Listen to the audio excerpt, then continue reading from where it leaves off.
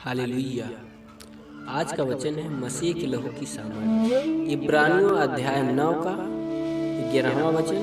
तो वचन की ओर जाने से पहले हम प्रार्थना करेंगे। Hallelujah hallelujah hallelujah. परमेश्वर प्रभु यीशु की महिमा हो। हे पिता हमारे जो तू स्वर्ग में है, तेरा नाम पवित्र माना जाए, तेरा राज्य आए, तेरी इच्छा जैसे स्वर्ग में पूरी होती है वैसे ही पृथ्वी पर भी हो। हमारी दिन भर की रोटी आज हमें दे, और जिस प्रकार हमने अपने अपराधियों को क्षमा किया है वैसे ही तू भी हमारे अपराध क्षमा कर, और हमें परीक्षा में न ला परंतु बुराई से बचा, क्योंकि राज्य और पराक्रम और महिमा सदा तेरी ही है। आमीन। हालेलुया। मसीह के लहू की सामर्थ। परंतु जब मसीह आने वाली अच्छी अच्छी वस्तुओं का महायाजक होकर आया तो उसने और भी बड़े बड़े और सिद्ध तंबू से होकर, जो हाथ का बनाया हुआ नहीं अर्थात इस सृष्टि का नहीं, और बकरों और बछड़ों के लहू के द्वारा नहीं पर अपने ही लहू के द्वारा एक ही बार पवित्र स्थान में प्रवेश किया और अनंत छुटकारा प्राप्त किया। क्योंकि जब बकरों और बैलों का लहू और कलोर की राख का अपवित्र लोगों पर छिड़का जाना शरीर की शुद्धता के लिए उन्हें पवित्र करता है, तो मसीह का लहू जिसने अपने आप को सनातन आत्मा के द्वारा परमेश्वर के सामने निर्दोष चढ़ाया, तुम्हारे विवेक को मरे हुए कामों से क्यों न शुद्ध करेगा, ताकि तुम जीवित परमेश्वर की सेवा करो। हालेलुया। इसी कारण वह नई वाचा का मध्यस्थ है, ताकि उसकी मृत्यु के द्वारा जो पहली वाचा के समय अपराधों से छुटकारा पाने के लिए हुई है, बुलाए हुए लोगों की प्रतिज्ञा के अनुसार अनंत मीरास प्राप्त करे। हालेलुया। क्योंकि जहाँ वाचा बांधी गई है वहाँ वाचा बांधने वाले की मृत्यु का समझ लेना भी आवश्यक है, क्योंकि ऐसी वाचा मरने पर पक्की होती है, और जब तक वाचा बांधने वाला जीवित रहता है तब तक वाचा काम की नहीं होती। इसीलिए पहली वाचा भी बिना लहू की नहीं बांधी गई, क्योंकि जब मूसा सब लोगों को व्यवस्था की हर एक आज्ञा सुना चुका, उसने बछड़ों और बकरों का लहू लेकर पानी और लाल ऊन और जूफा के साथ उस पुस्तक पर और सब लोगों पर छिड़क दिया। हालेलुया। और कहा, यह उस वाचा का लहू है जिसकी आज्ञा परमेश्वर ने तुम्हें दी है। और इसी रीति से उसने तंबू और सेवा की सारे सामान पर लहू छिड़का। सच तो यह है कि व्यवस्था के अनुसार प्रायः सब वस्तुएं लहू के द्वारा शुद्ध की जाती है, और बिना लहू बहाए पापों का क्षमा नहीं। Hallelujah hallelujah.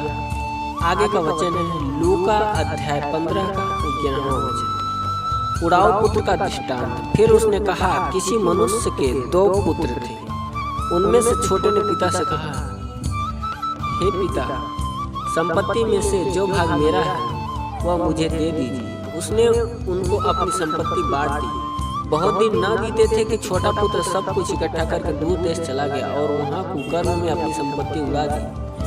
जब वह सब कुछ खर्च कर चुका तो उस देश में बड़ा अकाल पड़ा और कंगाल हो गया। इसलिए वह देश के निवासियों में से एक के यहाँ जा पड़ा। उसने उससे अपने खेतों में सूअर चराने के लिए भेजा, और वह चाहता था कि उन फलियों से जिन्हें सूअर खाते थे अपना पेट भरे, और उसे कोई कुछ नहीं देता था। जब वह अपने आपे में आया तब कहने लगा, मेरे पिता के कितने ही मजदूर को भोजन से अधिक रोटी मिलती है और मैं यहाँ भूखा मर रहा। मैं अब उठकर अपने पिता के पास जाऊंगा और उससे कहूँगा कि पिताजी, मैंने स्वर्ग के विरोध में और तेरी दृष्टि में पाप किया है। अब इस योग्य नहीं रहा कि तेरा पुत्र कहलाऊं। मुझे अपने एक मजदूर के समान रख ले। तब वह उठकर अपने पिता के पास चला।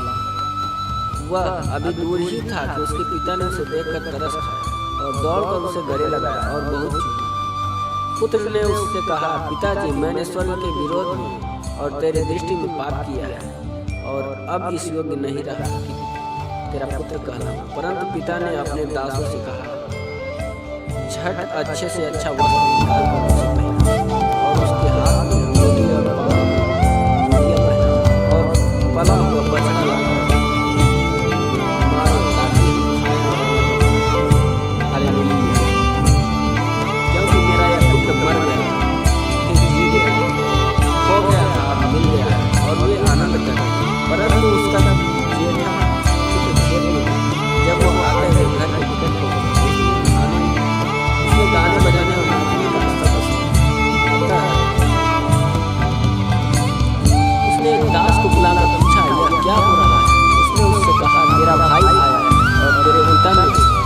पला हुआ बछड़ा कटवाया है, इसलिए कि उससे भला चंगा पाया। यह सुनकर वह क्रोध से भर गया और भीतर जाना न चाहा, परंतु उसका पिता बाहर आकर उससे मनाने लगा।